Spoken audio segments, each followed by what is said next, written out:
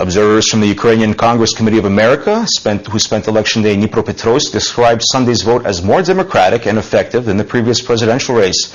Veteran elections observer Peter Borisov described the atmosphere he encountered at voting stations in the river city as collegial.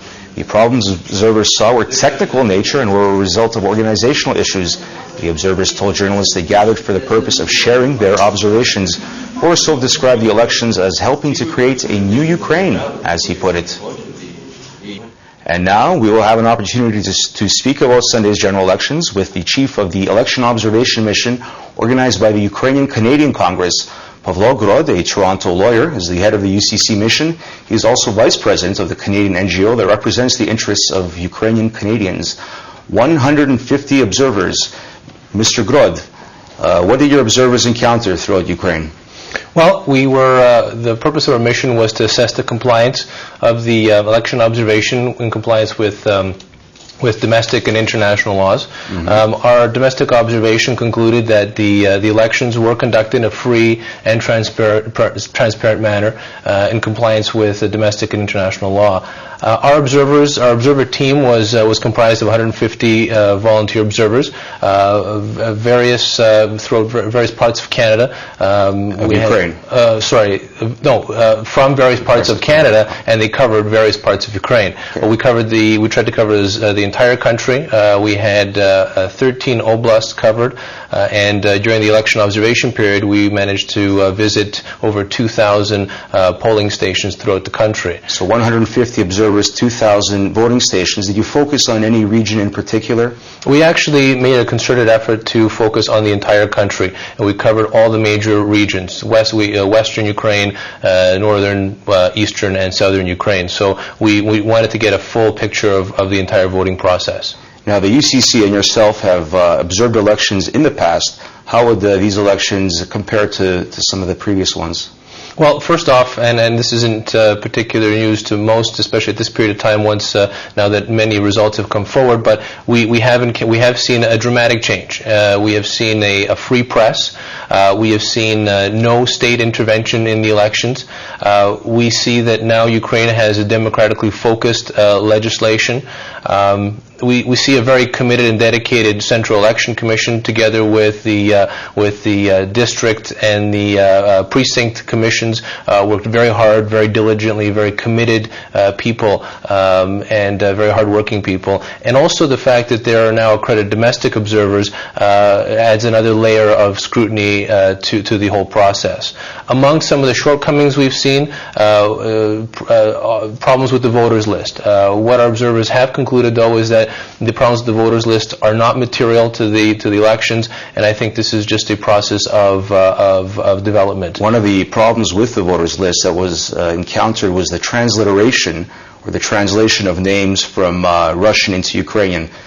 Did your observers find anything to do with that? In fact, when we heard first of this from some of the other observers, our observers across Ukraine specifically were looking for examples of that. We're checking voters lists, asking the commissions whether in fact there was anything like that, and quite to the contrary, we were not able to find any such instances of transliteration issues.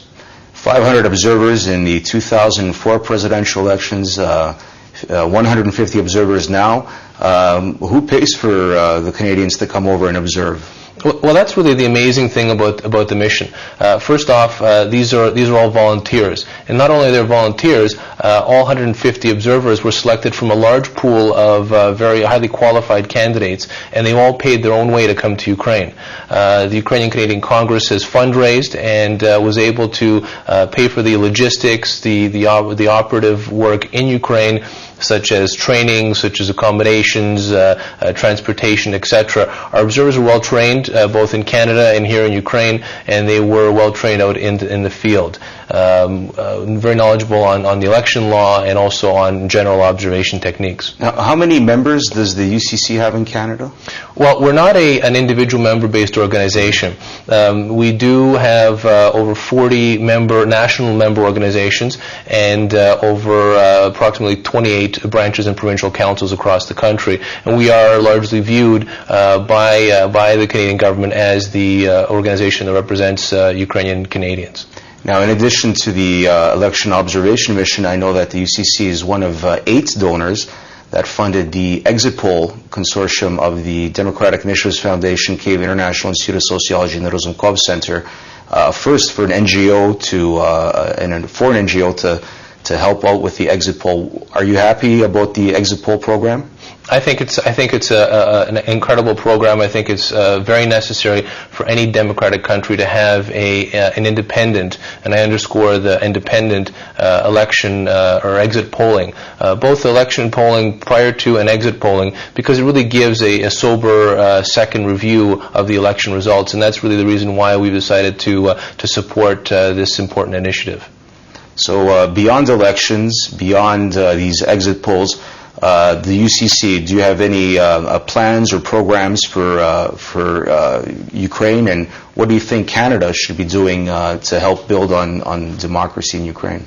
Well, I think it's important, and one of the reasons why we're emphasizing this mission to Canadians, and this is really a Canadian mission in the sense that it's not just the Ukrainian Canadians that are involved in the mission. It is a Canadian mission, and what we're trying to emphasize to not only the Canadian government but to all governments is that Ukraine's democracy is critical. It's critical to the world, and in fact, it still is a fragile democracy. It's only, quite frankly, a 15-month-old democracy since the December 2004 vote, and it's very critical that all countries, in particular Canada, that shares a special relationship, being the first Western country to recognize Ukraine's independence, to continue to support democracy in Ukraine. But democracy is only one component of it. You can't have a democracy unless you have a strong economy, and that's really where, frankly, countries like Canada, which do have specific synergies with Ukraine, both from a cultural, geopolitical, and economic basis,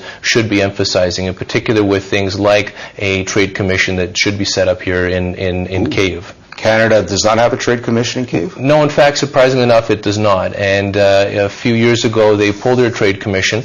Smaller countries such as Hungary and Romania have trade commissioners. Russia, in fact, has 3 trade commissioners. And in fact, a country as important to Canada and important to the world really deserves one. So we hope to see one in the near future. Okay, thank you very much. That was Paul Grod from the Ukrainian Canadian Congress. Thank you. And that is all for the moment. News Time will, of course, be back tomorrow.